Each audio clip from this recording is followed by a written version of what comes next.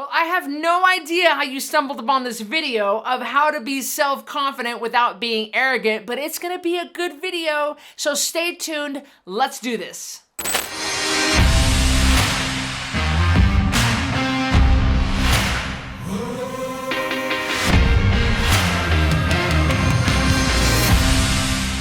In this video, I'll help you understand exactly what self-confidence really is and what it isn't. Then I'll reveal why you may have lost your self-confidence. Finally, I'll cover ways you can regain your self-confidence. Most people aren't just born with low self-confidence and low self-esteem. If we end up with low self-confidence, it's because we have experiences that have caused us to doubt ourselves. But having self-confidence is just another way of saying you trust and accept yourself. You trust your judgment. You trust your decisions. You trust yourself to know what you want and what's best for you. And when life throws curveballs, you trust yourself to figure things out.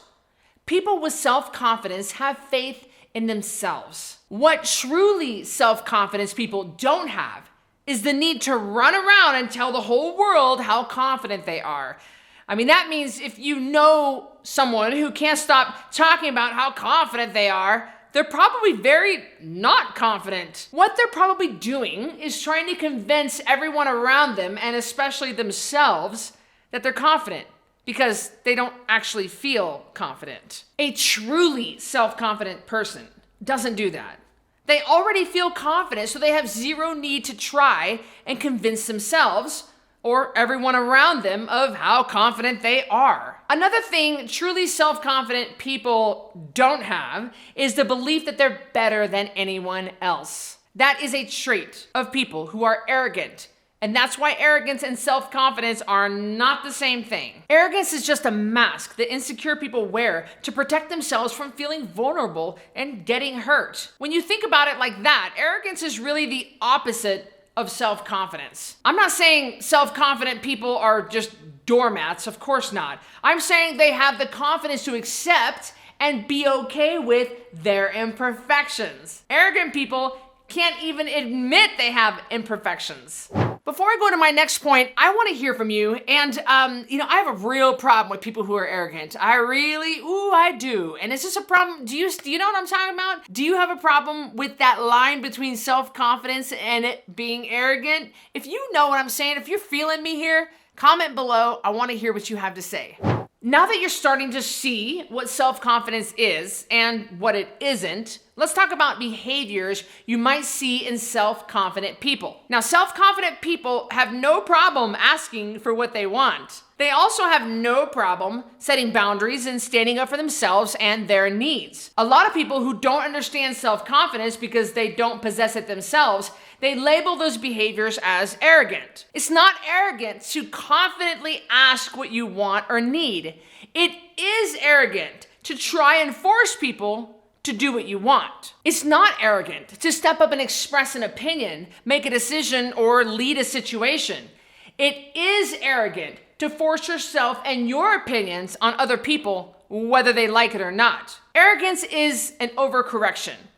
It's someone who's desperate to feel self-confidence, but they don't know how. All they know is that they're tired of not feeling confident, so they think going to the opposite extreme and being pushy and obnoxious means they're confident. That is not what it means to be self-confident. If you want to be self-confident without being arrogant, the first thing you need to do is learn to trust yourself. Lack of confidence is lack of self-trust, plain and simple. Teach yourself to trust yourself by doing things like making decisions instead of hiding from them.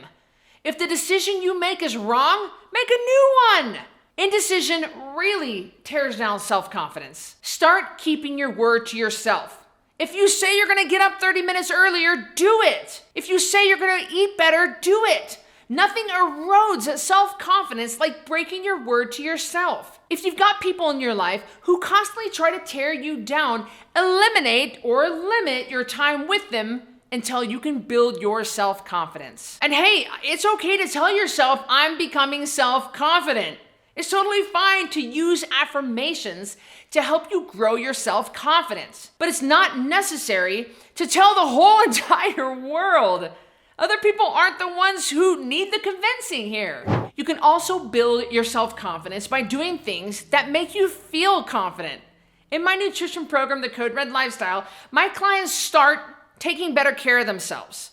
They lose weight, they're feeling good, and they're feeling proud of themselves. They also start feeling more confident because self-confidence is a natural byproduct of taking care of yourself. In my Code Red Revolution book, you'll read a story about Cassie Adams. Now, Cassie Adams is married to Tim, and Cassie lost 75 pounds in 4 months on the Code Red Lifestyle a couple of years ago. When Cassie started the Code Red Lifestyle, she did not tell Tim. She didn't tell him that she was starting a weight loss program.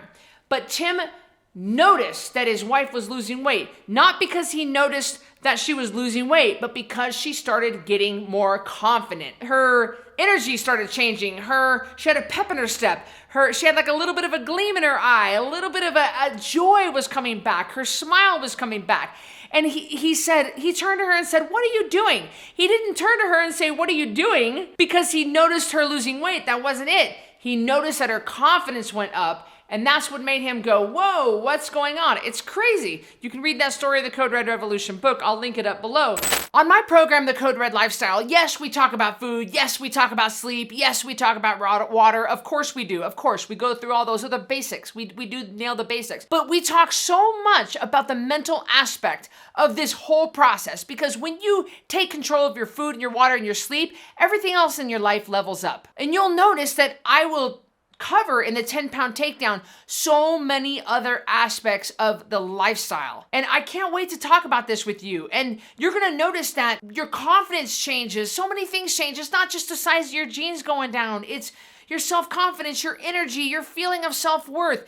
And I promise you, I don't have people that cross over into arrogance. I mean, we have a good job keeping you, grounded and keeping you on the straight and narrow. It's just a great 30 days that I spend with you every day. I come live to you. We have homework. You track your water, your weight, and your sleep. It's fantastic. I absolutely encourage you to join the next 10-pound takedown at 10poundtakedown.com. You'll see what I'm talking about. It's the best money you'll ever spend. You get to spend 30 days with me. I've got it linked up below, so check out my challenge, and I'll see you on the next video. Then I'll reveal why you have Most people aren't born. But having self-confidence is just another way of...